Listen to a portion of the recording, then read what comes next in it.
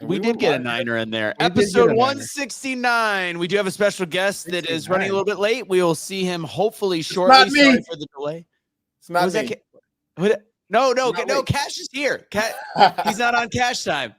Oh, I forgot when we had our little Zoom call before. I had to let Sarah know what CPT was. She had never heard of it before.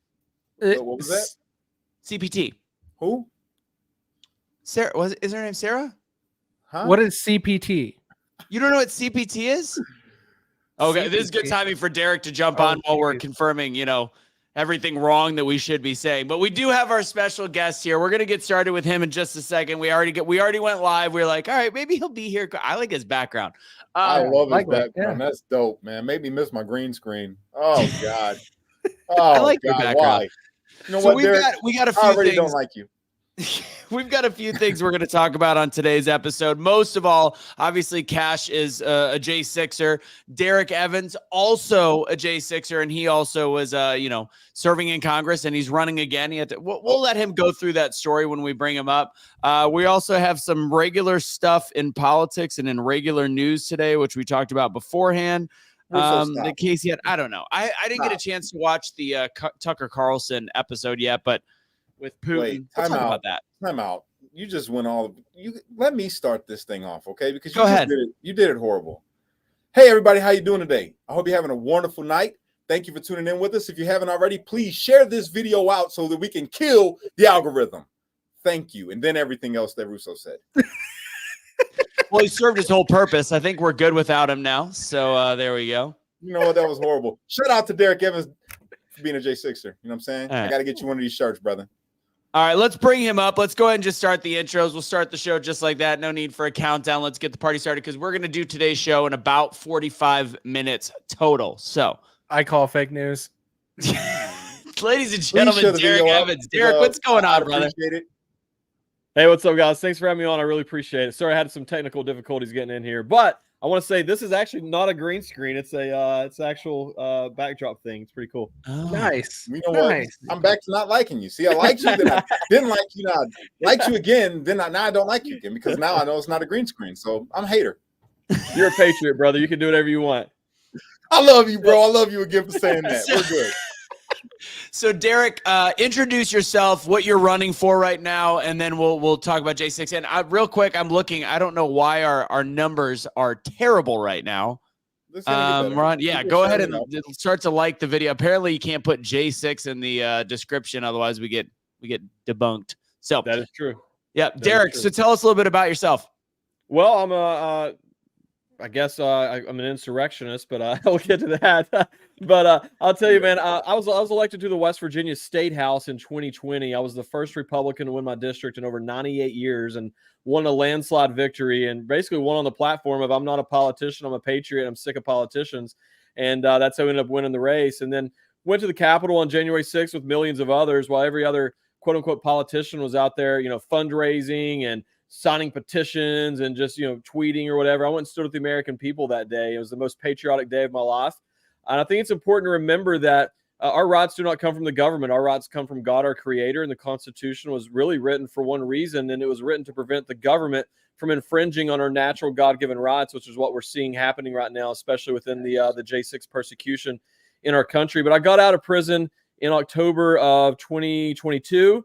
And since that time, as you said, on January 6th, I thought it was a perfect day to do it. I announced that I was not only going to run for re-election in West Virginia, I was now going to run for U.S. Congress because I'm going to take this battle to their front door the same way they brought it to mine. And I'll just quickly say that the joke's on them. I live in one of the reddest districts in the country. We haven't spent a single dollar yet on voter outreach, and we're polling at 45% against this 6-year incumbent Rhino. It's the closest race in the country for someone challenging an incumbent. We've raised over $300,000, over 5,000 donors. We're endorsed by General Flynn, Mike Lindell, Veterans for Trump. We're rocking and rolling over here, man. We're making some noise, not only for myself, but for all my J6 patriots who are out there still fighting. I dig it. I dig love it. That's some good I stuff. love it. So before we get into J6 stuff, just because speaking of rhinos, and I don't know if anything, today was a busy day. I don't know if anything changed. The fact that Mayorkas is not being impeached. I mean, that once Scalise gets there, I think that'll change. At least that impeachment will start. And Scalise wasn't back today, was he? Okay. So what do you think in terms of this, the rhinos that are around? And I heard you talk on Timcast. You were fantastic on that. That was really fun. That was a really fun episode across the board. Tim was on fire on that one. With what's going on at the border, and this is now, if you're running for U.S. Congress, this is something that you're going to obviously have to be a part of and address. How is it the Republicans can find a way to say that although they disagree with what Mayorkas has done, that that is not against the Constitution and worthy of impeachment? Well, we just got a bunch of spineless jellyback rhinos representing us in Congress right now. I'll be honest with you, impeachment's getting off too easy. This guy should be shackled in front of a jury right now, facing charges of treason for aiding and abetting the invasion of our country. So I think that impeachment is the compromise. That's he's getting off pretty easy with that. So Republicans are just going to have to grow a backbone, and Republican voters, conservative, America First, MAGA patriots are going to have to hold their elected representatives accountable. I heard that, brother. Preach. Wow. Jellyfish spines. Tim Pool loved that. When you said that, he's like, can you say that again? Say that one more time. Yes. It's true, man. I don't know how to explain these people. Cash, give a little bit of your, I mean, Derrick, do you know who Cash is at all? I do. I know who he is. And he's like I said at the very beginning, he's a patriot. And man, if we had, what is there, 435 in the House? If we had 220 people in the House, U.S. Congress, who were January 6th patriots and have that mindset, this country wouldn't be in the shape that it's in right now, because we'd be making some serious changes, because we actually have the courage and the backbone to make the changes that are necessary to save our country. Oh, I got chills. I got chills, bro. Cash, really quick. Think about this, though, man. That's what I tell people. It's a shame that we even had to go to the Capitol in the first place on January 6th. We went there out of frustration because our elected representatives did not have the courage to do what we elected them to do. We should have never even had to have been there to begin with, because our elected representatives should have been the ones leading the charge. And instead, we had to go there to try to encourage them to grow a backbone and do the correct thing that day. Yeah, 100% correct. I agree wholeheartedly. You're 100% correct, bro. Straight up. With this, that's a great segue, because Cash, you and Cash both went in the Capitol. I was there. I didn't go in. And when we look back at it, what? I'm just kidding. When we look back at it, hey, Kelly thought about it. We said no. I said no. You notice she led the decision, not him. No, I led the decision, because if it was up to her, we would have gone in the building. Just to be very clear, she said no, and then I followed. No, I was the one that said no. I said it wrong. I'm sorry. I said it wrong. I wear the pants. No, I don't. Anyways, when we're talking about what happened at the Capitol that day, because you were saying the elected officials should have done it. In retrospect, looking back, in my opinion, I look at it and say we had an opportunity. I think that it was already happening that day, where they were going to start questioning the votes, and they were going to start having Arizona was the first one where what is it called? What is it called when they don't do the vote? Where they were going to challenge it, you mean? Where they were going to challenge the vote and then go break out and have the little back to the electorates? Yep. Yes, there it is. That's the word I was looking for. So that was already starting, but and it's amazing. Once that started is when all of a sudden everybody was half let in the building. Do you think without us as a part of the setup and people going in the building, do you think that there would have been a different outcome that day in terms of challenging the electorate? I don't know, but I'll say this much, and I'm not saying it directly to you, but to people in general who bring that up and try to give these politicians a pass.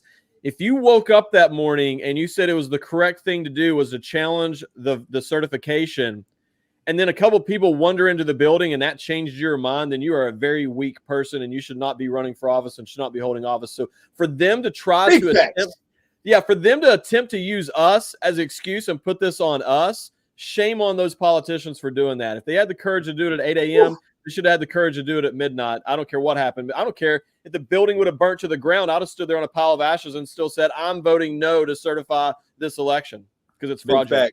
Big facts. I agree. I love your sentiment, and I think that I would love to say that I would do the same. I always like to play the hindsight game and the devil's advocate game, and if we look at the video from inside the building, the way that like you see Josh Hawley sprinting across the thing and everybody's like, look at this pansy. They were telling them something wrong. And that's why I think it was all part of the setup. They were telling them that they're in danger. There's armed insurrectionists. They're trying to take over government, which was a blatant lie, like a blatant lie. Go ahead, Cash. Oh, we gotta be. I mean, I was in DC DOC, and I love my brothers. All right, I do. I love my brothers, but we've seen Discovery. All right, we've seen Discovery that ain't nobody else seen, and I understand their worries. I'm just gonna leave that there. I understand their worries because there were some people there that weren't there for the right reasons, and that were there to cause chaos. That were not MAGA. All right, these people that were there were something else that started with aunt. All right, I'm just gonna leave that there, and. I mean, even though they weren't with the left, they were the exact same thing for the right, and they were there for the wrong reason. So for their worries was well founded. After you see the Discovery, I'm sure it'll all come out, but you know, I don't think it'll all come out. It wasn't people what like about me. This, it wasn't this people like file Derrick. line comment, because I know Derek's talked about, like, Derek's video was very organized, like he was fist pounding the cops but I remember, Cash, you told me a slightly different story, that there was some parts that were a little bit chaotic. Well, you got to remember, Derrick. I bet you went on the east side, didn't you? Yeah, that's the thing. Exactly. There's a totally different experience depending on Totally where you was different. at, what time you was there. Yeah, the east side was peaceful, and the cops were letting everybody in, fist bumping. They were walking with them. Everything was fine. Whereas on the west side, they were hitting us with pepper balls, throwing concussion grenades, and beating the hell out of people. So, isn't that like normal cities, east side versus the west side? Isn't that how it's handled also there? You're funny. Did you guys have gang symbols in the DOC and for the J6ers? Like, were you east side? Were you west side? Baby. No, for real though, Cash brings up a really good point. If there's one thing I could get people who maybe weren't there or didn't go through this experience to understand about January 6th is, depending on what side of the building you're on, even what corner and what time you were there, you would have had a totally different experience than someone else, either at the same location or a different time. Like, it was totally different. And I'll say this, they could have done so many things. We talk about the National Guard coming in, but I mean, honestly, if they just would have put signs up, like legit signs that says, I didn't realize I'd already served my prison time and already came home before I realized that I officially broke the law according to them when I crossed over where the bicycle racks had been. I didn't know that was a restricted We didn't even know they were there either. Yeah, none of us did. did. Signs up from the beginning though, because most of us there are law-abiding citizens that said, this is a restricted area. You're going to go to prison for crossing this barrier. January 6th never would have happened. And then, Cash, did you get like an alert on your phone at one point? I'm guessing I had already left when I got the alert because, look, so with me, right, when I went in, everything was cool at first, right? I'm walking in, I'm taking videos. I'm like, I'm in the Capitol. This is amazing. It's so beautiful. I love this place. And then when I get in there where the statues were, in the rotunda, and then that's where I started seeing some crazy stuff. I seen a guy swinging at the chandelier. I seen another guy stealing a painting off the wall, and I'm like, I got mad. I started yelling. I'm like, what are you doing? This is our house. We don't disrespect our own house. What are y'all doing? We're not Antifa. We're not BLM. And that's when I started yelling at him. And after all of that stuff happened, I'm like, okay, it is time for me to get the hell up out of here because this is a crime. And I understood it then. So when I go to leave, I see SWAT running in. I look at the cop. I say, excuse me. I say, sir, I'm just trying to get up out of here. I just want to go. So he said, all right, cool, go ahead. So they let me go out the window. So, because the door was barricaded, there's people trying to break through the door that they let me walk in. All right. The door that I walked in, they barricaded and it was police in there and it was SWAT running in. So I get out. And once I'm getting out, I'm telling everybody, hey, might want to turn back around. I wouldn't go in there. It's a bunch of SWAT. And me being where I'm from, I know that when SWAT's there, somebody's going to get their ass whooped. So I'm out of here. So I start telling people to leave and they're like, yo, we're going in. I'm like, all right, well, that's your choice. You know what I'm saying? This is America, but I don't recommend it. So then I got the alert as I'm leaving and I'm trying to find Rusi over here. And I'm like, it's time to go. It got crazy in there. And then I got the alert and I'm like, oh shit, citywide curfew. Then I see, Trump and then the news. And then I'm like, okay, I'm going to prison.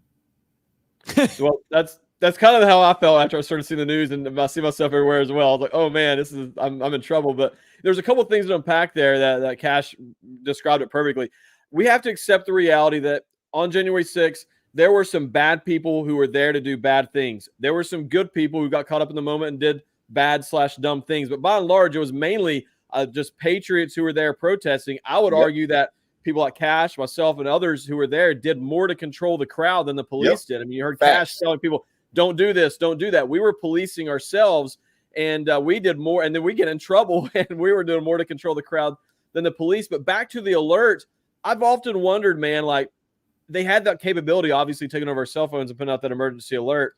Why did they not do that at noon and say, hey, anybody who enters this building, you're going to be facing felony charges? Yeah, it never would have happened.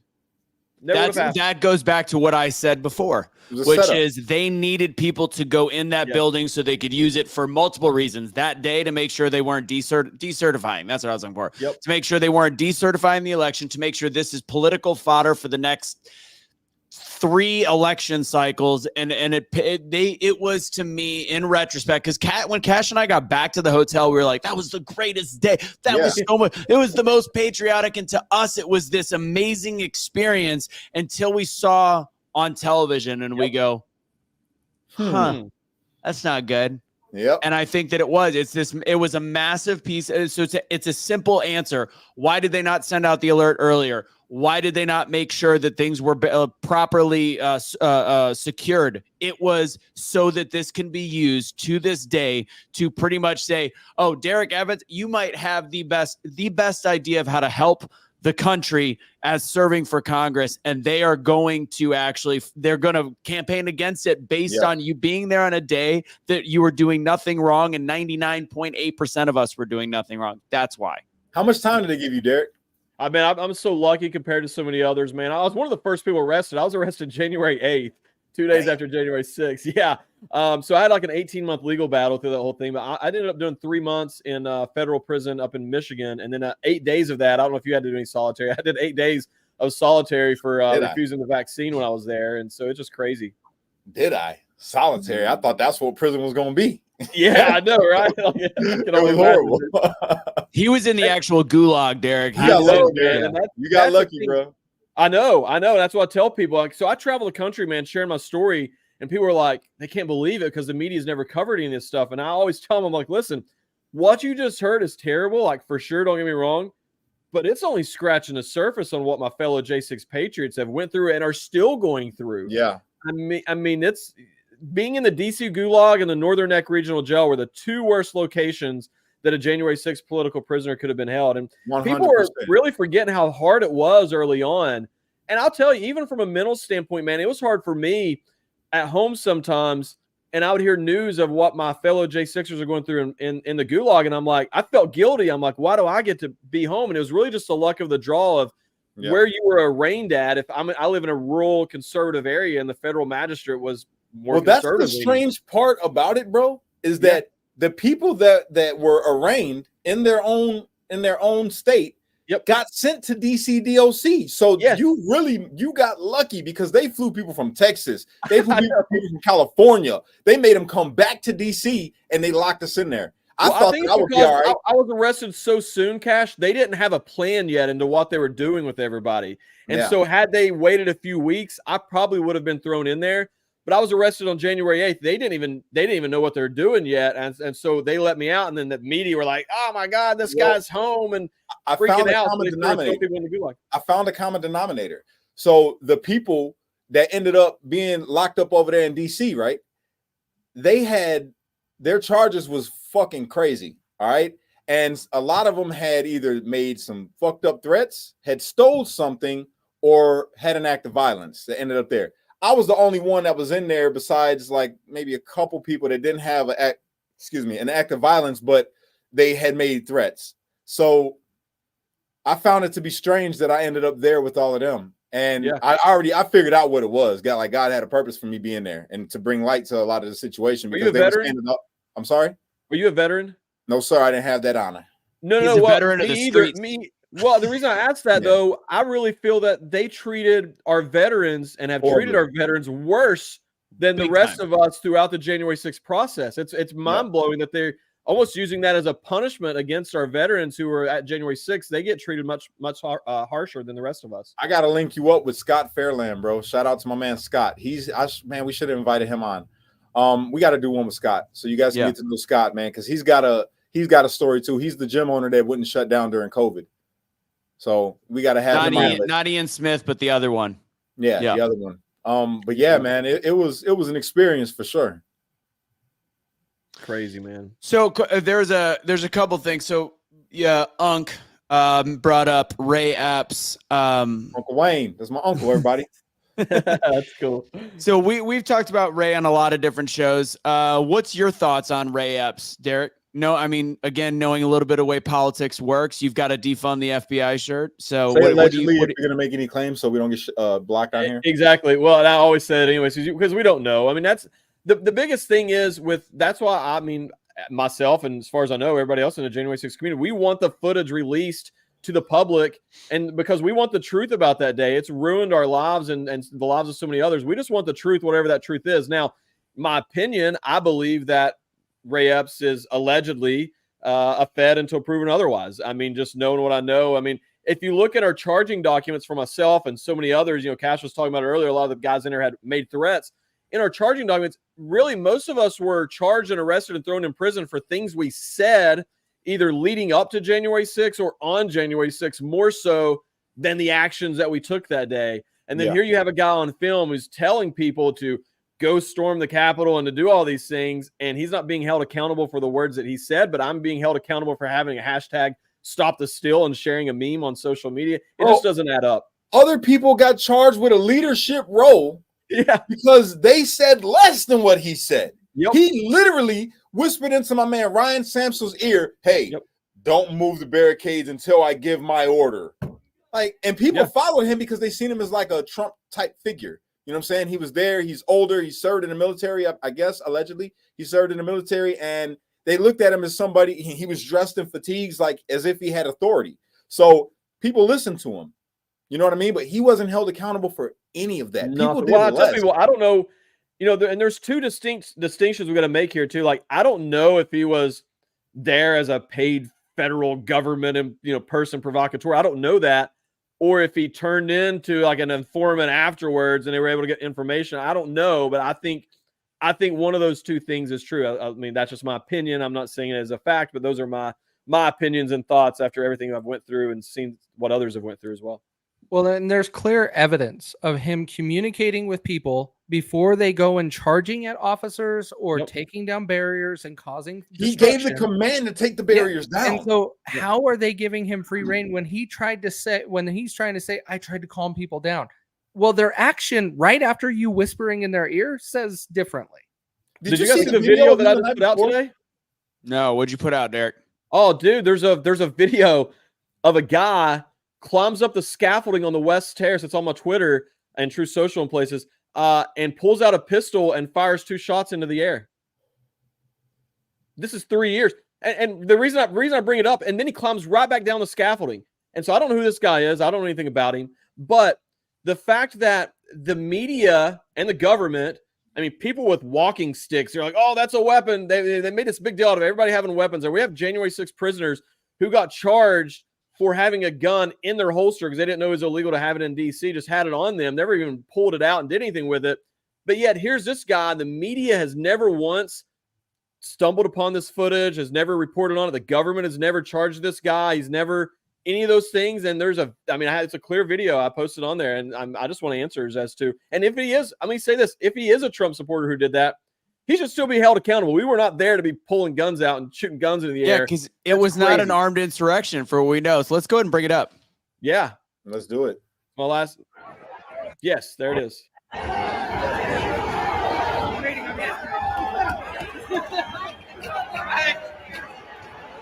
guy in the red.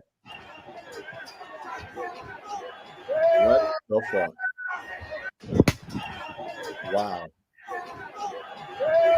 So again, why when people say that they did not understand why Congress was in fear, that's the reason why. People like him, you know what I'm saying? That he's not the only one. There were people there, and they say there were no guns there that day. No, there were. You know what I'm saying? And as messed up as it is, like, look, everybody out here that listens to me knows me. I don't like corruption. I do not like corruption, and I stand against that shit. I don't care what side of the aisle you are on. I don't like corruption. All right.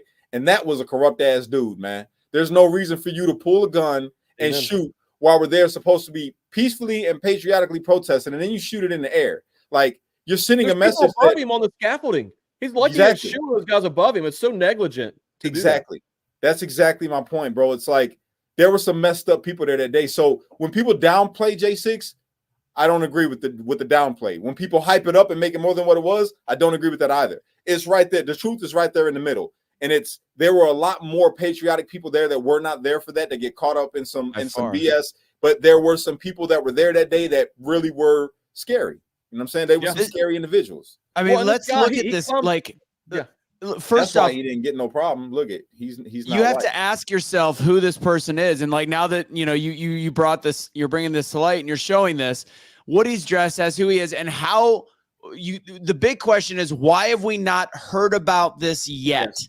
And it's very simple, because this guy was probably never arrested. And why was he never, allegedly, in my mind, just seeing this? If we don't know who this person is and why this footage is, this would be perfect political fodder for the left to see a man shooting a gun during the quote unquote insurrection. So why would it have not been played yet? Probably because if you were to, again, assuming if you're to track this guy down and figure out who it is, it's not going to be the person they're expecting. That's my opinion. What would be your opinion on that, Derrick?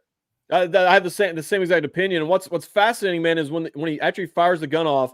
You can go to j6footage.org. We have a whole video up there, like the full thing. But he climbs right back down immediately after, which to me stood out because all the other protesters are climbing up, staying on the scaffolding, waving flags and everything.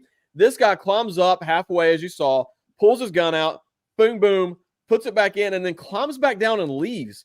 And so I just think the whole thing is weird. I'm not making, I know a lot of some people are mad at me saying, oh, you shouldn't have released that. It makes us look bad. No, I want the truth. I don't care what the truth is. Right. I know my truth. I know what I did that day. I know what I saw that day. Facts. But I want the facts. I want the truth of this day out there, whatever that may be. And if he is an informant of some sort or if paid provocateur, it needs to be exposed. If he's a Trump supporter who did that and he just randomly did it, he needs to be held accountable, because guess what?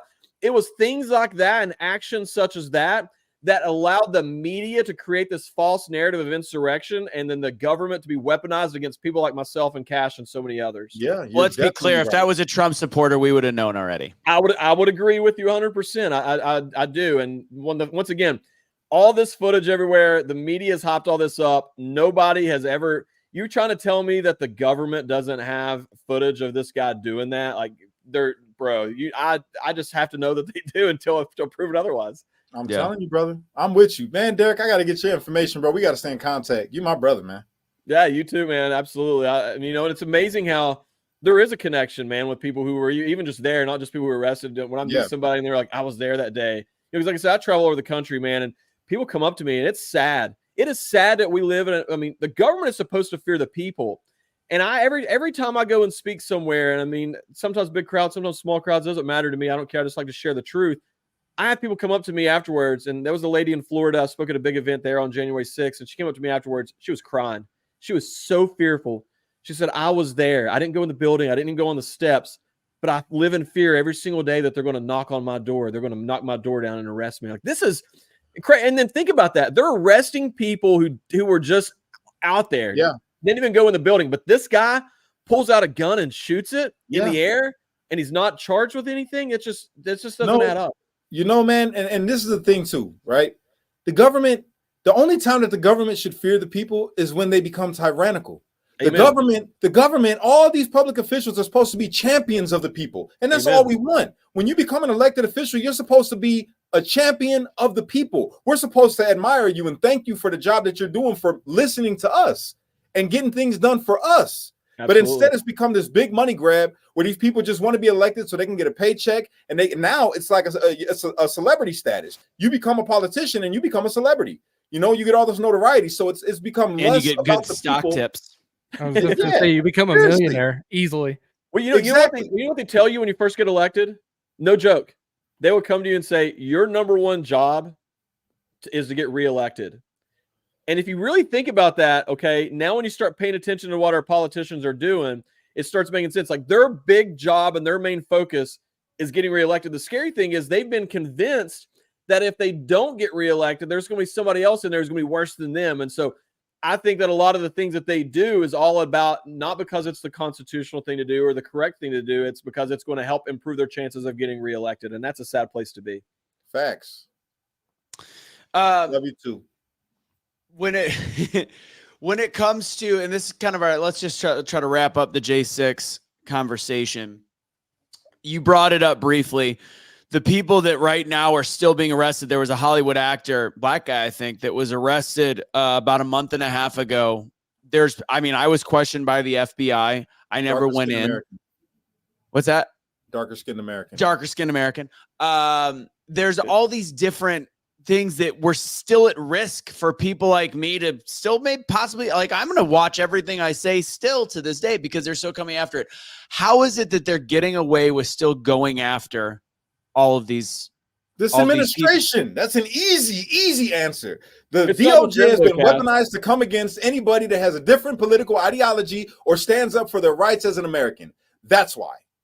Yeah, but I think, and I agree with you 100%, but we also have to, as Republicans, own this right now. Republicans have control of Congress, which is where all the funding originates, and we're continuing to fund this weaponized DOJ, the weaponized FBI, to continue going after not just Trump supporters, but literally the January 6th arrest of President Trump.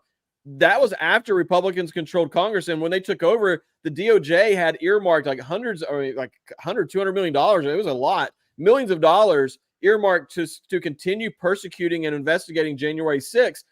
Congress could have removed that funding. They never would have had the funding to go after President Trump and everybody who's been arrested since that time. So, the administration, this illegitimate Biden regime is weaponized against American citizens, but allegedly Republicans are complicit at this point. So we don't get blocked. Allegedly illegitimate. Yeah, here we go. Oh no, you can say it now. It's actually allowed to be. Casey knows this. You're allowed to say it. Go ahead, Casey. Yeah. You're allowed to say it now because everything's gone. But the FBI is still saying they're going to keep pursuing, and Joe Biden keeps saying it.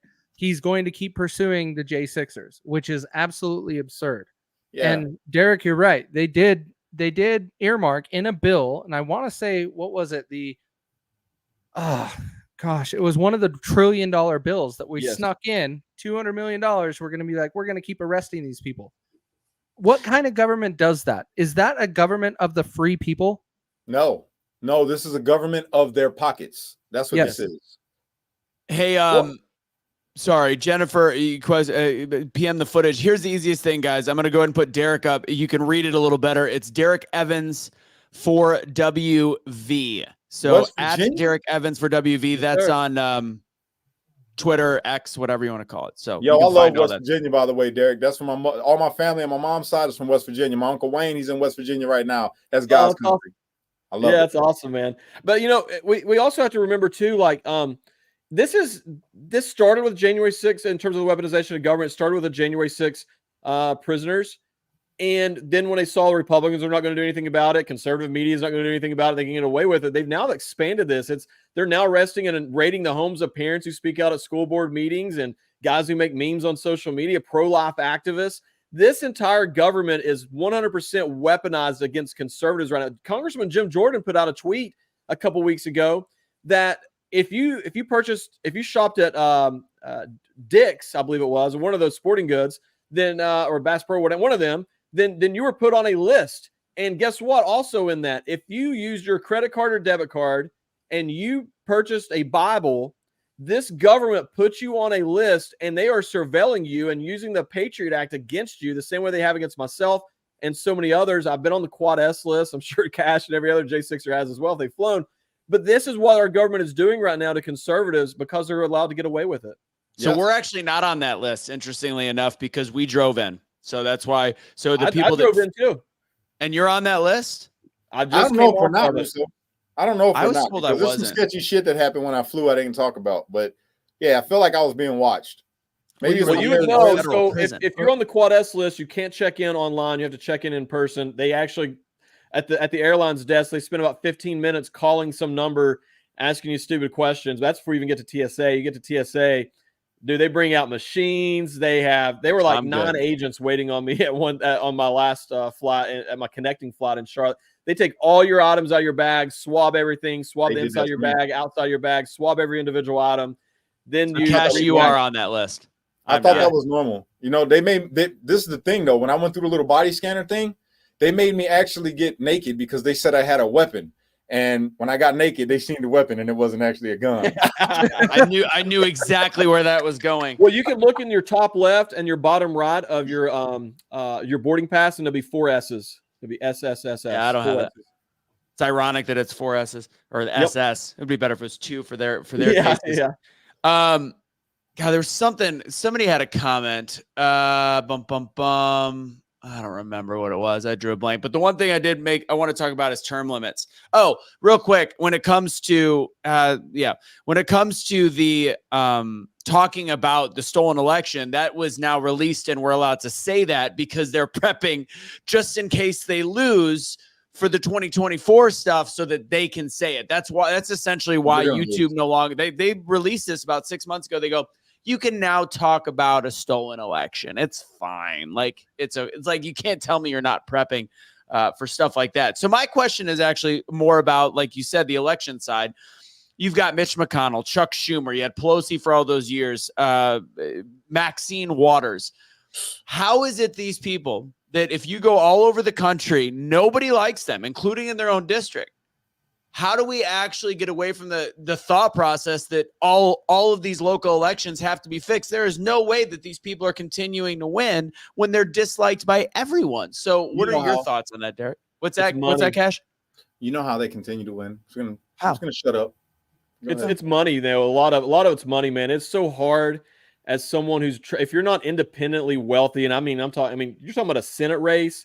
To challenge Mitch McConnell, you would need probably $150 million. Like, that's not even a joke. I mean, you'd probably need $150 million. I mean, what normal person has it? I've raised over $300,000. Votes. I've always wondered this. How does money buy votes? It's advertising. I get it, but still how does it work? There's so many low information voters, man, who they don't take their vote serious. They're there to vote for cousin Jim Bob on the school board. And while they're there, they just, I know Mitch McConnell, he's a Republican. And a lot of them don't vote in the primaries. I mean, so I've been telling everyone that the way we really need to start going about this is we got to start flipping our red districts red. And what I mean by that is there are 20 to 25 states. We'll just say 20 to be safe. It doesn't matter who wins that Republican primary for U.S. Senate. They're going to win the general election. There's about 70 to 80 of these same districts in Congress across the country. It doesn't matter. But we have rhinos wallowing around in those districts right now. And imagine if we had 40 to 50 Rand Pauls in the Senate right now. What a difference that would make. Imagine if we had 80 to 100 Matt Gaetz in the U.S. Congress. What a difference that would make right now. We have the districts to do that.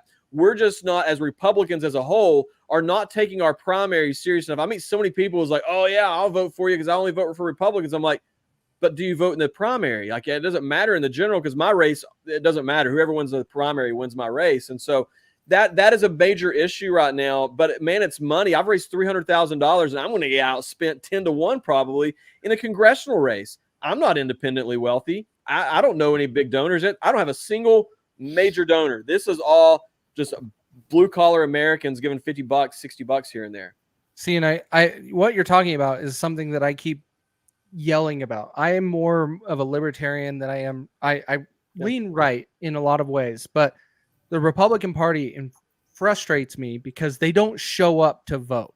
Yep. Like, they have ridiculously low voter turnout. One of the things that I think is phenomenal is Ronna Romney McDaniel stepping down after South Carolina's primary.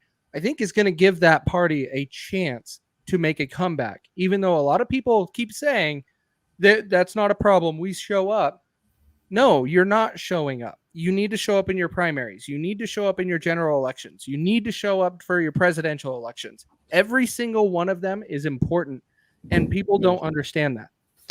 And I think that part of it is, and why Trump is so popular and he gets people engaged to go vote is because he really, and I'm not the world's biggest Trump supporter to be. Most people know that. I mean, I like Trump. I do. No, I won't hold it against you. But the thing is, he's polarizing to a point where he speaks out and he puts his money where his mouth is. Whereas most Republicans, like the spineless jellyfish, what is it? Spineless jellyback rhinos. That one. That they don't instill faith in somebody going, I'm going to go out and vote for them. Like, for example, the three dissenters that did not vote for impeachment of Mayorkas, the reason they said it, their biggest thing was this will set a precedent where they could then come after Republicans in the future. Bullshit. They already have. Like, look at the whole Trump presidency and explain like it's they arrested President Trump. So if we don't answer back, what the hell? Yeah, I agree with you. Well, there's a couple things here. It would take a long time, but we got to start taking our local races serious. And the reason I say that, it's really hard to beat a congressman or a governor or a U.S. senator. But guess what? Most of them started off as a city council member or a state legislator and worked their way up. We could have beat those people back then, and they never would have became this powerhouse in the U.S. Senate, which is impossible to get out of there. And then I think her name was Sarah, had commented on here about the lack of fundraising within the Republican Party. I'll tell you guys firsthand, the biggest issue with that, and I know this because I call donors. I hate it, but I call donors all the time. I speak to donors who have historically giving $50,000, $150,000, $250,000. Some people wrote $1 million checks to the Republican Party or Republican candidates in the past. They are not donating anything right now. And the number one response that I get from them, these are their words, that the 2020 election was stolen and that the Republican Party has not done anything to secure that and to fix that and to prevent that from happening in the future. So why should I give my hard-earned money away to something that I don't believe it's going to make a difference? That's literally that's major true. Donors. That's what they say. And even deeper than that, though, you got to understand too. This is an ongoing trend. The Democrats always raise more money, and it's not just because people today don't want to give their money because of what they believe, because of what happened in 2020's election, but it's the fact that the Democrats have some big money donors. That's just the overall truth of it. They're always going to raise more money because they have big money, billionaire donors. You know what I'm saying? Their biggest donor in 2020 was BLM. Exactly. That was funneled directly through Act Blue, 100%. Like there were hundreds of millions of dollars that went to BLM that was funneled through Act Blue, and they got to pick and choose where it went in the country. Just because you're a darker American, Cash, can you answer Troll William Light's comment here? What is it? Looking at demographics, the Republicans are almost exclusively white, whereas America is mixed. That is not true. That is false. I mean, well, I won't say that it's false. Maybe they are mostly white, but it's only because we've been taught to believe a Democratic lie that we have to be Democrats if we're not white, because we've been under this assumption that for some reason they believe that the Republican Party is the party of racism, when it's completely opposite. And once people educate themselves, they understand that. And then they switch, which is why you've seen an overwhelming switch of voters, especially now, that used to be Democrat, that are all nationalities, that are now voting Republican. What happened at the barbershop? What happened at the barbershop? Exactly. That's what I'm saying. When you go out into the neighborhood, see, I'm from the hood, bro. I'm from the streets, and I still go back out there. I go get my haircut. I support the small businesses that are out there. I go do that. That's what I do, right? Before I got locked up and now. So when I go out there, we just made a video. You can go back on my Facebook and you can check it out. I went out there and talked to them directly. I'm talking about one of the brothers is a bona fide hustler, and the other one owns the barbershop. One's Latino, and the other person is a darker skinned American like myself. And both of them overwhelmingly love Trump. And they see what happened under this administration, and they see everything that I warned them about back in 2020 came to be during this administration. So when you say that, I understand. I don't know where you live. I don't know, what your whole thing is, or how you go about talking with people. I talk to people on the ground level. And when I talk to people on the ground level, they love Trump. That's a fallacy to believe that people in the hood, or people that are not rich, or people that are not white, don't vote for Trump or won't vote for the Republican Party. Not even just Trump, the Republican Party. People have already started to wake up, and you just don't see it because it's not aired. It's not talked about. They want you to believe that, everybody's Democrat in this country that is not white. That's not true. It's just not true. So Republicans got to do a better job, though, of outreach to these groups to help that education. I'll tell you the most fascinating thing I learned when I was in prison. So I went in there, and people, as quickly found out I'm a politician or whatever. And so it really opened up the doors for me to have conversations with people that probably wouldn't have been able to have had I not, they not known that about me. And so people were asking me a lot of questions. And so what I would do is I would ask people, hey, are you a Democrat or Republican? During the course of a conversation. And by and large, most of minority groups would identify as Democrat. And either later in that conversation or maybe the next day or something, we'd be talking about it again. I'd say, hey, do you trust the government by any chance? No, man, no. And I'd say, hey, do you think that the government should be providing for you? If you like they got out of the way, could you get yours and provide for your family? Man, I'll get mine. Get them out of my life. Leave me alone. I'm like, cool. What are you in here for? And someone would say gun charges. I'm like, man, did you know that Joe Biden wrote the 1994 crime bill that put you in here? And they're like, what? They have no clue. And then after that conversation, with congratulations, you're not a Democrat, you're a conservative. And they're like, man, they had no clue. And so I wish Republicans would actually do voter outreach. You know how it is. You're in prison. You don't get very much mail or anything. They should start targeting people who are going to be leaving within the next year or two, and actually just do a study and see if they start doing some outreach to these people and educating them with how they would register to vote when they got out. Well, let me check this out right quick, right? I know exactly what Cash is going to say. Mine was completely opposite. When I went there, all the brothers that I talked to all loved Trump, all Republican, and hated the Democratic Party because they studied. Where I was at, a lot of people, they did legal work. So they studied. They studied the law, they studied the Constitution, and they knew about politics heavily. So not I just not the J6 gulag, just to be clear. He's talking about when he went to federal. I'm talking about in federal prison. Yeah, where'd you go to federal prison at, Cash? I was in Lexington and I was in Tucson. Okay. Cool. Yeah, and everybody there loved Trump. Like, I got my first phone shot right when I went there. I got a 297 because my guy was on the phone, and he's a hustler from Louisville, Kentucky. Shout out BT. Right, so I'm on the phone and he's on the phone, and then his girl, he's like, yo, I'm in here with one of the J6s, man, my man Cash. Hey, yo, Cash, jump on, tell her what's up. So I jumped on and said, hey, how you doing? And he was like, his girl was like, oh, you like Trump? Talking to him. And then he was like, hell yeah, I like Trump. When I get out, I'm voting Trump. Trump, what? And then I caught a 297 shot. You know what that is, you know what I'm saying, a phone shot.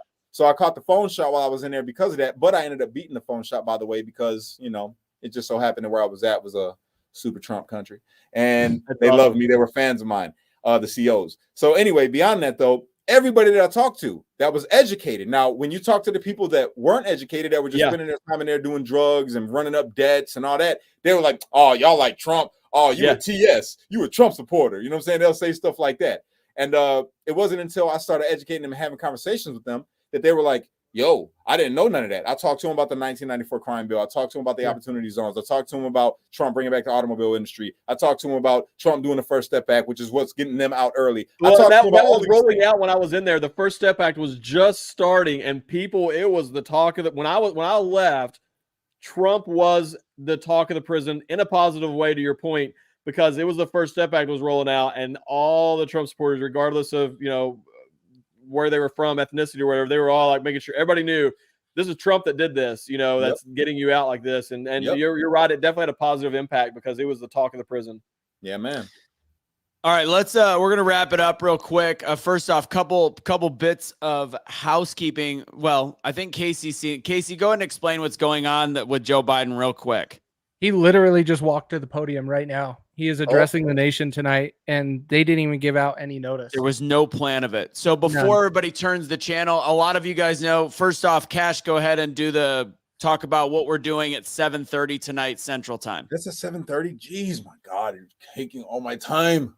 7:30, if you guys are interested in being a part of an all-American made company that is all American made products right here in America, that is safer, that gets the job done better, and will save you money, please jump on the Zoom. We're talking about it if you would like to be a part of our team, because this is something that I'm taking very, very seriously. I think that all of you would love it. You will definitely be interested in it. This is for all patriots in this country that just want to help out American business. Man, that's awesome. We need more of that. I hope everybody goes and supports that. I mean, I appreciate that, brother. Yeah, I'm being dead serious too, man. I mean, that's what we need. We got to get back to buying American products, supporting American businesses. Absolutely. And I'm going to go ahead and put the link in the comments real quick. Let's see, delete. I don't know why it did the wrong thing. So give me a split second, guys. I'm going to go ahead and put the right thing on. Don't know why it did that. Let's try this again. That's exactly why. That's exactly why Joe Biden came out to talk right now, because of the Tucker interview. That's exactly. It might be.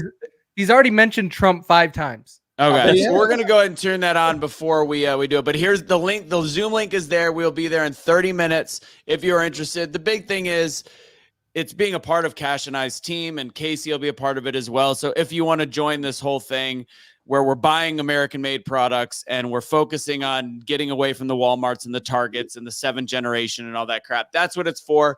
And we all get to work together, and you get to be a part of Cash's team. That's it on that, Derrick.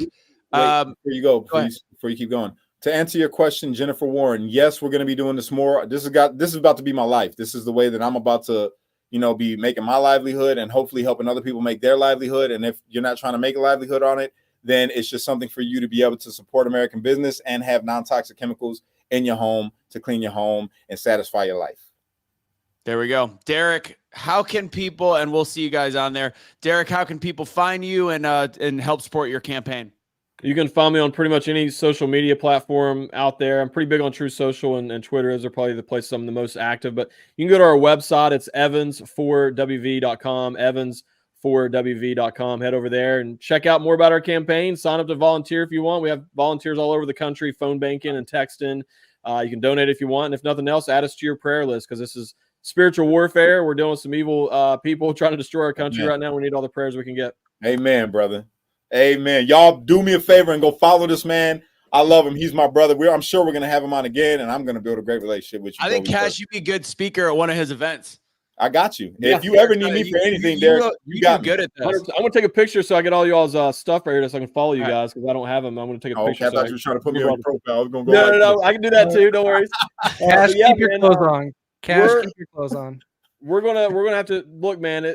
To get the truth out there, the J6 community is we have to travel around and share our stories with anybody who's wants to have us. Like next month, I'm speaking at this Delaware GOP Lincoln dinner. Like, I'm the keynote speaker. I'm going there to speak, to share this story. And once again, I'll make sure I always tell everybody, this is not my story. It is, but it's really it's the J6 story. And what's happened to me is really, I'm the lucky one. And when I tell people that, they're like, you consider yourself lucky? I'm extremely lucky. There's people sitting in prison who didn't even go to DC for 20 years right now. This is crazy. Let me tell all of you watching right now, don't think that just because you weren't there that you're not. We are all J6 at this point. Amen. Because they're coming for every single person that believes the same way that we believe. So we are all J6. If you're an American patriot in this country, you are J6. Understand that. Period. Last bit of housekeeping, guys. On the bottom, you see it scrolling, awakenotwokestore.com. If you like the gear we have, that's where you go. Casey, I've got the Pure Blood hat on. Casey's wearing, and it's not because I'm racist, because I'm not unV'd. And you've got Casey wearing the Awake Not Woke.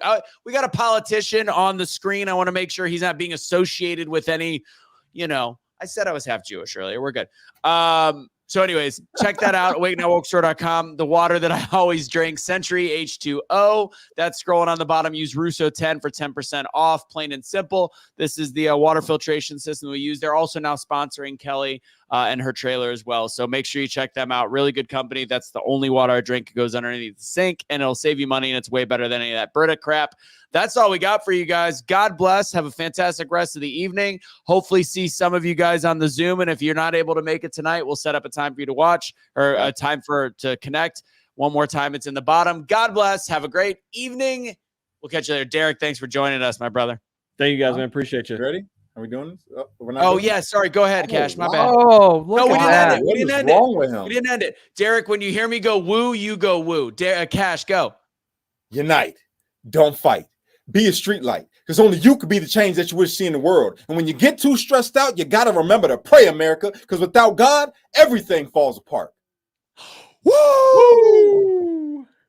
Yeah, brother.